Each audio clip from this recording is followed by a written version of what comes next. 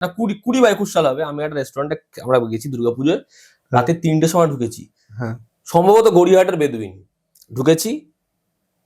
একটা ছেলেদের গ্রুপ হয়েছে যারা বলছে যে ওদের রূপম দা আছে, ঠিক আছে, ওরা ভাবছে কথা বলবে কি বলবে না। আমার বন্ধুরা ওরা বসেছে এবং আমি আর একটা বন্ধু জায়গা পাইনি বলে একটা জায়গায় বসেছি। ওরা আরো জোরে বলছে ওই দেখো রূপম দা, ঠিক আছে, রূপম দাই তো। এবং ওরা এত অকওয়ার্ড করে দিয়েছে, ওই জায়গাটা এরকম করে দিয়েছে যে ওই ছেলেগুলো ভাবছে যে আচ্ছা এরাও চিনতে পারছে।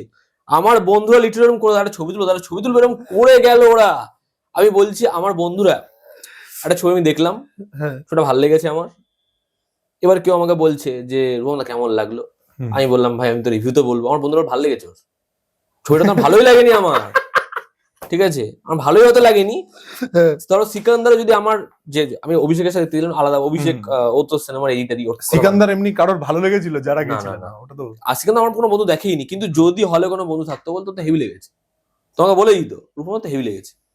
মানে ওরা যে কি বলবে আমি জানি না, কিন্তু আমি বলছি আমি এটাকেই খুব মজা, মানে এটাকে খুব মজা পাই, কারণ ওরা না ফিল্টার ফ্রি।